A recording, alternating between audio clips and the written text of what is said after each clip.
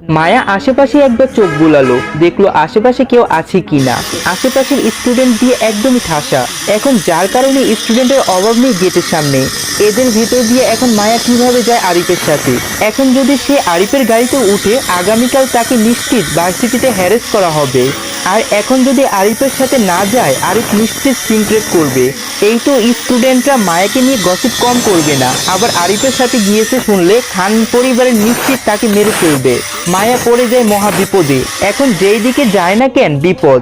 এই যে একটা গান আছে না, উত্তরের ভস্কর জঙ্গল, দক্ষিণে না যাওয়াই মঙ্গল। এমন অবস্থা এখন মায়ার, রীতিমতো চিপসে পড়ে গেছে সে। এমন সময় আরিফ তাকে আবারও ডাকলো, গাড়িতে উঠবি নাকি কোলে করে উঠাবো? আরিফের এমন কথায় মায়ার চোখ বড় বড় করে তাকায় আরিফের দিকে। এই লোক বলে কি, মান সম্মানের ভয় নেই, যা মুখে আসে তাই বলে দেখি। কথায় বলার আগে দুইবার ভাবে না। মায়া ভাবে যদি লোকটা সত্যি সত্যি এমন কোনো কাজ করে বসে তাহলে তো হলোই। যেহেতু এইভাবে বলতেই পেরেছে, করতে আর কতক্ষণ।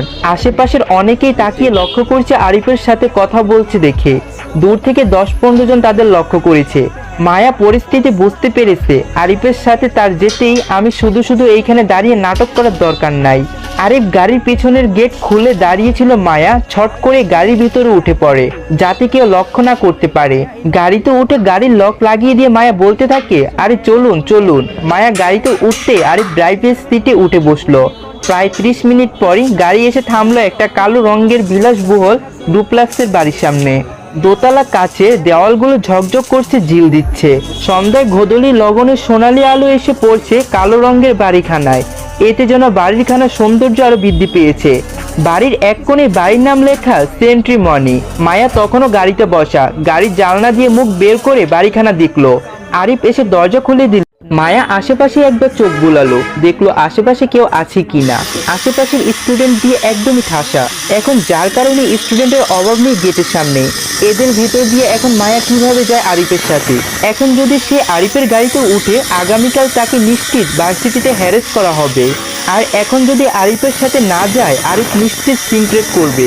এই তো স্টুডেন্টরা মায়াকে নিয়ে গসিপ কম করবে না, আবার আরিফের সাথে গিয়েছে শুনলে খান পরিবারের নিশ্চিত তাকে মেরে ফেলবে।